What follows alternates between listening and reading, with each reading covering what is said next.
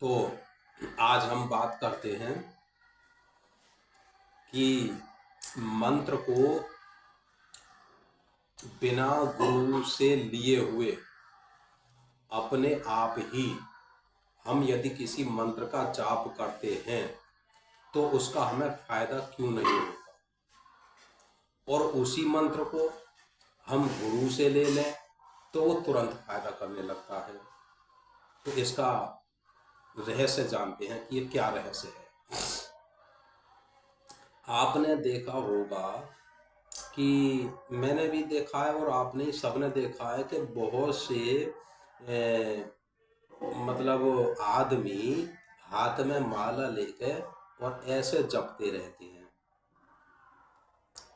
वो मंत्र का ही जाप करते हैं, किसी का कौन से मंत्र का जाप करते हैं तो वो जाने, लेकिन ऐसे करते देखा है हमने। कईयों को देखा है जो बुजुर्ग हो गए, जिनकी उम्र 60 साल, किसी की 65 साल हो चुकी है, और उनको हम दसियों साल से देख रहे हैं, बस ऐसे करते रहते हैं। और वो हैं वहीं के वहीं, यानी कि 10 साल 20 साल, किसी को 30 35 साल तक हो गई मंत्र जाप करते करते, और उनमें कोई अंतर नहीं हमें दिखाई देता। अंतर क्या कि ना तो उनके रोजगार में कोई बढ़ोतरी हमने देखी, ना ही उनके पहनने ओढ़ने में, खाने पीने में कोई बढ़ोतरी या अच्छी बदलाव देखा, ना ही उनकी बातों में कोई बदलाव देखा। उनके पास गए, उनसे बात करें, मिलें, तो बातें उनकी वही रहती हैं जैसे एक आम आदमी की। जैसे कि छोटी छोटी बातों पर गुस्सा हो जाना, चिड़चिड़े बने रहना, जो एक अच्छे लक्षण होने चाहिए आदमी में, वो लक्षण उनमें नहीं दिखते। शरीर से उनको देखते हैं तो शरीर में उनके वही बीमारी, वही कमजोरी और बुरी हालत शरीर की भी। अब हमारी भी समझ में पहले नहीं आता था कि ये हो क्या रहा है। अब ये बुजुर्ग हो गए, या इनको 5 साल या 10 साल मंत्र जाप करते करते हो गए, और इनमें बदलाव तो कुछ है नहीं, तो फिर ये क्यों घंटों घंटों मंत्र जाप करते रहते हैं? क्या फायदा है इससे? हम भी सोचते थे इस बात को। अब हमारी समझ में आ गई है। तो देखो, यदि आपके रिश्तेदारी में, आपके पड़ोस में, या आपके घर में कोई ऐसा शख्स है जिसको किसी भी तरह की पूजा पाठ करते हुए, स्तोत्र पाठ का पाठ करते हुए, मंत्र का जाप करते हुए वर्षों बीत गए हैं और कोई फायदा नहीं हो रहा है, तो उनको ये वीडियो आप शेयर कर देना, ताकि हो सकता है कि वीडियो सुनकर या देखकर कुछ उनकी बात समझ में आए कि अपने आप ही मंत्र जाप करने से फायदा क्यों नहीं होता। तो इस रहस्य को आज हम खोल रहे हैं, आप सुनिए।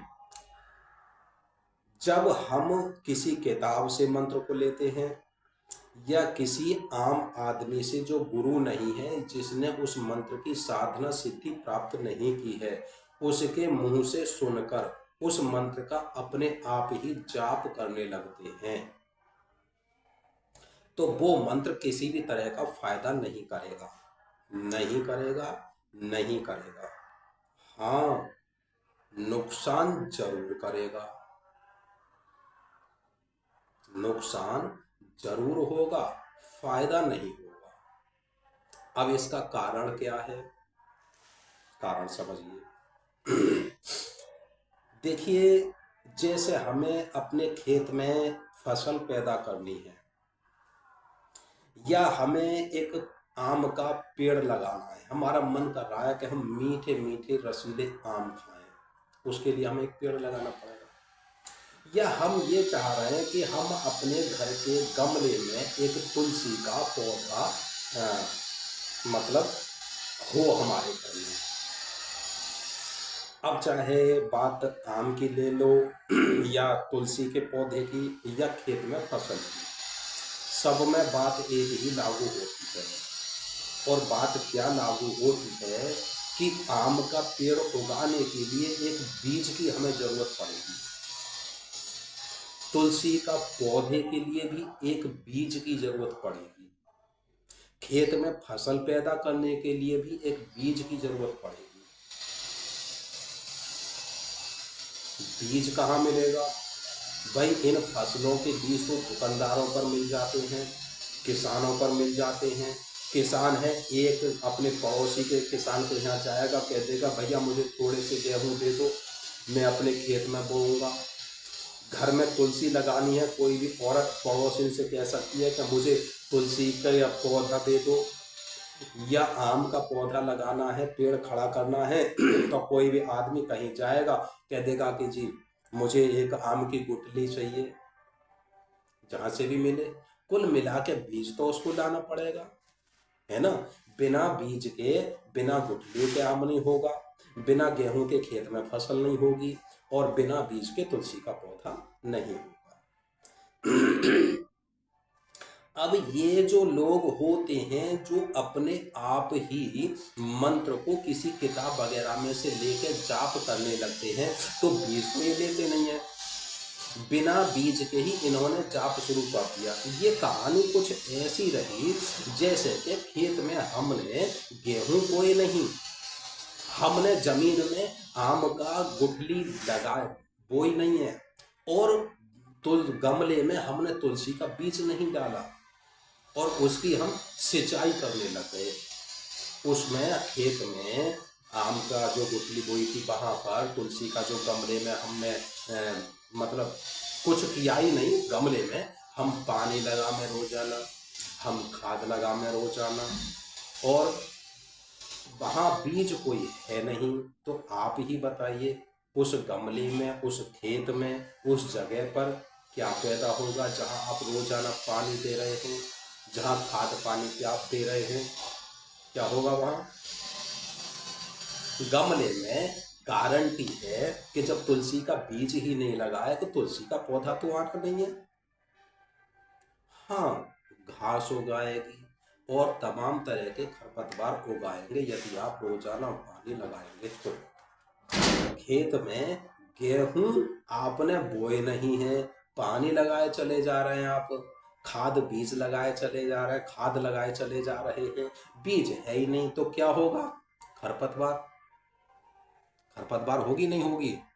और जी, आम की गुठली आपने बोई नहीं है और एक जगह पर पानी आप डाल रहे हैं, तो वहां क्या होगी कि घास, खरपतवार, बेकार की चीजें। सेम इसी तरह से जो इंसान गुरु से बीज रूप में मंत्र ना लेकर स्वयं ही बिना बीज लिए ही मंत्र का जाप करता है, उसके लिए मंत्र फलदायी नहीं होता। वहां क्या होता है? खरपतवार, घास फूस, व्यर्थ की चीजें। एक बात बताइए, खेत में वो किसान जो है वो करना तो चाह रहा था, गेहूं खाद लगाता रहा, पानी लगाता रहा, क्या गेहूं हो जाएंगे? क्या होगा? खरपतवार, बेकार की चीजें होंगी ना होंगी। गमले में क्या होगी? घास फूस, उल्टी सीधी चीजें जिनकी उस वो गृहिणी के लिए जरूरत ही नहीं है, वो तो चाह रही थी बेचारी तुलसी का पौधा। अब एक बात बताइए, जब वो पौधे, जो घास है, खरपतवार है, वो बड़े होंगे तो क्या हमारे मन के मुताबिक होंगे? जो हम चाह रहे थे वो हमें फल देंगे? क्या जो आदमी बिना आम की गुठली के वैसे ही जमीन को सींचे चले जा रहा है, क्या उसे आम खाने को मिल जाएंगे? क्या किसान जिसने गेहूं बोए नहीं है, क्या वो गेहूं की फसल काट लेगा, गेहूं निकाल लेगा उस खेत में से? क्या जो गृहिणी जिस तुलसी का पौधा चाह रही थी उसको तुलसी का पौधा मिल जाएगा? बताइए, मिल जाएगा? नहीं मिलेगा, कभी नहीं मिलेगा। लाख कोशिश कर लें, कितना भी खाद लगा लो, कितना पानी लगा लो, जब तक बीज नहीं बोओगे मन मुताबिक फसल नहीं मिल सकती, नहीं मिल सकती, नहीं मिल सकती। और मैं तीन तीन बार कह रहा हूँ, आप जानते ही हैं, मिलेगी नहीं। क्या मिलेगा? खरपतवार, घास फूस। बेकार चीजें, व्यर्थ की चीजें। सेम यही कहानी उन माला जपने वाले के साथ होती है। जप रहे हैं, मंत्र गुरु से लिया नहीं है, अपने आप ही पढ़ लिया कि अरे मेरा पड़ोसी ओम नमः शिवाय का जाप करता है, लाओ मैं ओम नमः शिवाय का जाप कर लूँ। जैसे वो बदल गया ऐसे मैं भी बदल जाऊंगा, जैसे उसके रोजगार चल रहा है ऐसे मेरी भी रोजगार चलेंगे, मेरी भी वाहवाही होगी। और बस लेके माला बैठ गई, ओम नमः शिवाय ओम नमः शिवाय ओम नमः शिवाय ओम नमः शिवाय ओम नमः शिवाय ओम नमः शिवाय करते हो भैया, ओम नमः शिवाय ओम नमः शिवाय। बीज तो है ही नहीं तुम्हारे पास, ओम नमः शिवाय तो फल कहाँ से देगा? इसी तरह के प्रयोग मैंने भी किए थे पहले, बिना गुरु के मंत्र जाप शुरू कर दिया था। उस मंत्र जाप का असर भी हुआ, लेकिन असर क्या होना था? अच्छा होना था या बुरा होना था? आप समझ गए होंगे, बुरा ही असर हुआ। पहुंचना चाहिए था ऊपर और पहुंच रहे नीचे। इसीलिए हमेशा किसी भी पूजा आप कोई करें, कोई स्तोत्र का पाठ करें, कोई भी भजन कीर्तन करें, या हालांकि भजन कीर्तन इतना महत्वपूर्ण नहीं होता है, इसमें सबसे ज्यादा तो मंत्र महत्वपूर्ण होता है ना। तो जब भी आप कोई मंत्र का जाप करें तो उसे सबसे पहले किसी गुरु से लें, उस गुरु से जिसने उस मंत्र को सिद्ध कर रखा है।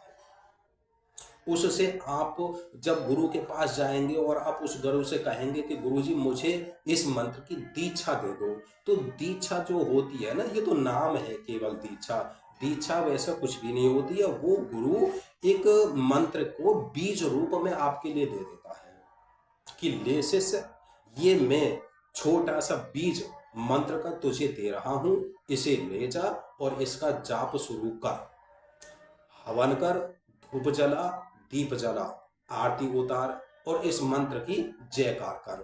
तेरे इन कामों को करने से ये बीज रूप का मंत्र अंकुरित होगा, पौधा बनेगा, बड़ा होगा, पेड़ बन जाएगा, फिर तुझे छाया देगा, तुझे फल देगा और तुझे माला माल कर देगा। लेकिन जो कुछ खुटसियाने होते हैं, जो चालाकी में दम भरते हैं, वो क्या सोचते हैं, अरे क्यों जाए गुरु के पास, गुरु हमें क्या देंगे, ये मंत्र ही तो देंगे, मंत्र तो हमें मालूम है, मंत्र तो हमें याद है, ये तो इस किताब में भी लिखा है, उस किताब में भी लिखा है, वहां मंत्र की दीवार पे भी लिखा है, वहां पे भी लिखा है? तो गुरु से हम क्या लें?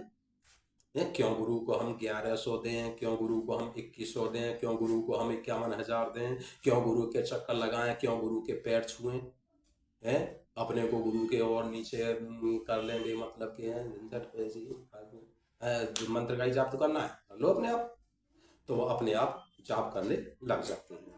और परिणाम क्या होता है हमने आपको बता ही दिया, ना आम खाने को मिलते, ना गेहूं काटने को मिलते, ना तुलसी का पौधा गमले में दिखाई देता, वहां क्या होता है, खरपतवार, जो कि उनका नुकसान ही करता है। पानी खा गया, खाद खा गया, जो किसी सेवा थी वो खा गया, समय खा गया, मिला क्या?